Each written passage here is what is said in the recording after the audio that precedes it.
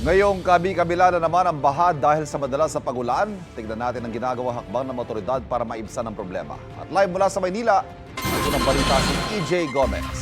EJ.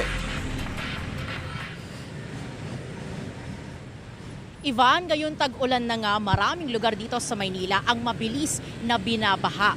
Para maibsan yan, may mga hakbang na ginagawa ang lokal na pamahalaan, gaya na lang ng pagbubukas ng floodgate at pag-install ng trash traps sa mga waterways.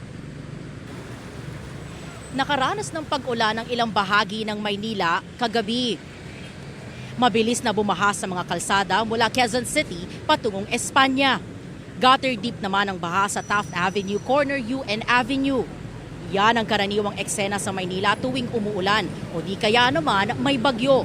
Bilang tugon, pansamantalang binuksan ang isang floodgate sa bahagi ng Maynila Yacht Club ngayong may bagyo para raw bumilis ang daloy ng tubig papuntang Manila Bay. Nag-install din ng trash traps para masalo ang mga basura at maiwasan ang pagbabara. Plano rin daw na palakihin ang kapasidad ng treatment plant.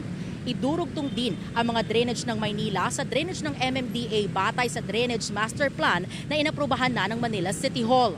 Magkakaroon din daw ng paghuhukay ng mga imburnal sa Maynila para mas maraming tubig ang mapadaloy rito. Ilang residente ng Maynila ang nagkwento ng perwisyong nararanasan nila tuwing bumabaha sa kanilang lugar. Narito ang kanilang mga pahayag. Pagka malakas ang ulan, pag bumaha, etong DPWH siya yung nagpapahigop sa lahat ng tubig. Pagkatapos ng ulan, wala na pong baha dyan. Alerto po sila pag bumabaha. Umaandar po yung makina, inihigop po yung tubig, papunta po sa dagat. Ang magiging problema lang, yung basurang itinatapon sa dagat nila. Tumatambay dito. Kaya kami mga bangkero dito, nagbo-volunteer. Ang basura ay hindi naman galing dito, galing din sa ibang lugar na pumapasok dito, napupunta sa doon na mga dito, yan dito, sa Akuan. Kaya yan ang problema ng Manila Bay. Pag mawalan po, wala kaming makuha, maalon, wala kaming hanap buhay. Kumusta pagkaano, baha? Baha, wala di, ganun din. Wala talaga. Walang customer. Wala talaga. Walang customer, walang tao kasi walang bibili sa amin. Inaalis namin pag alam namin mataas ang tubig kasi maapektuhan din po yung mga paninda namin. Nilalagyan na namin sa balde. Tapos itatabi.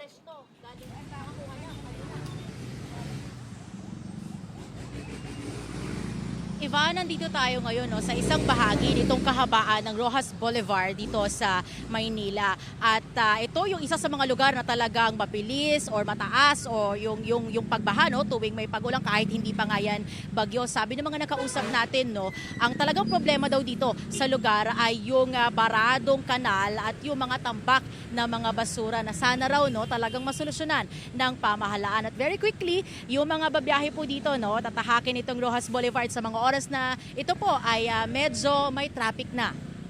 Yan ang unang balita mula po dito sa Maynila. EJ Gomez para sa GMA Integrated News. Igan, mauna ka sa mga balita, mag-subscribe na sa GMA Integrated News sa YouTube para sa iba't ibang ulat sa ating bansa.